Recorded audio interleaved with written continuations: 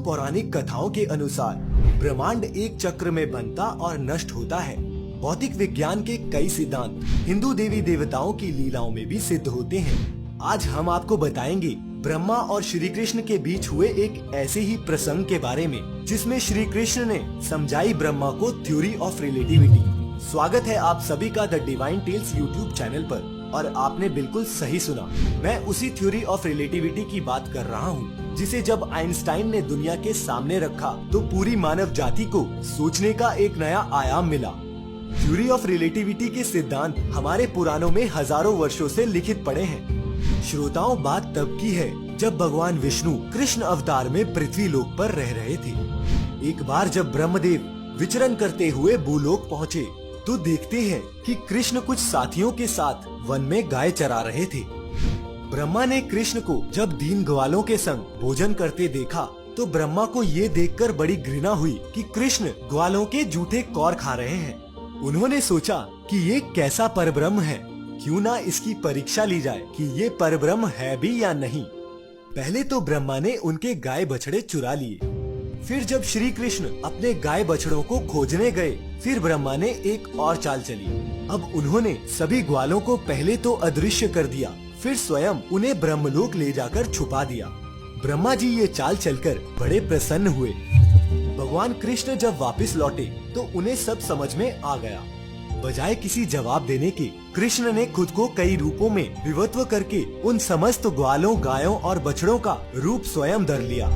ब्रह्मलोक के समय के अनुसार तो ब्रह्मा जी ने एक क्षण भर में ही ग्वालों और गायों को ब्रह्मलोक में पहुंचा दिया, पर जब वे लौटकर पृथ्वी पर आए तो theory of relativity of time के अनुसार इतने में पृथ्वी लोक पर पूरा एक साल बीत गया था।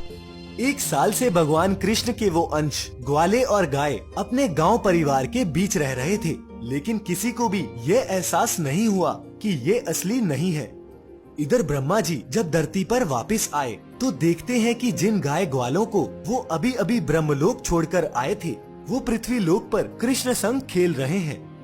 ऊपर देखा तो ग्वाले ब्रह्मलोक में थे, नीचे देखा तो वही ग्वाले कृष्ण संग खेल रहे हैं। ये सब देखकर ब्रह्मा जी चकरा गए। जब बहुत समय तक वे कुछ समझ नहीं पाए तो आंखें बंद करके मन ही मन प्रभु चरणों का ध्यान करके प्रार्थना करने लगे। हे प्रभु, मैं भटक गया हूँ, मुझे सत्य के दर्शन कराओ। ब्रह्मदेव की ऐसी स्थिति देखकर भगवान कृष्ण को उन पर दया आ गई और उन्होंने अपनी माया से पर्दा उठा दिया। ब्रह्मदेव आंखें खोलते हैं तो दर्शन करते हैं शेषनाग पर विराजित भगवान विष्णु के। और ये क्या, जो ग्वाले और गाय पृथ्वी पर थे वे सब भगवान विष्णु के अलौकिक रूप में आ गए। त्राहिमाम करते हुए ब्रह्मा प्रभु चरणों में पड़ जाते हैं और अपनी भूल के लिए क्षमा मांगते हैं। फिर भगवान कृष्ण उन्हें क्षमा कर देते हैं और फिर उन्हें अपने लोक वापस जाने का अनुग्रह करते हैं। श्रोताओं, ब्रह्मा का जीवन काल 120 दिव्य वर्ष का है।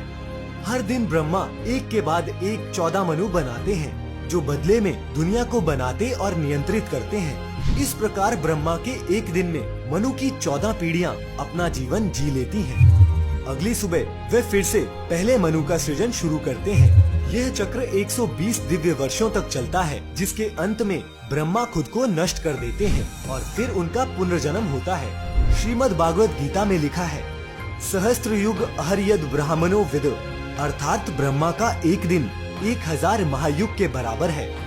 इसके अनुसार ब्रह्मा का एक दिन पृथ्वी के 4 खरब 32 अरब वर्ष के बराबर है।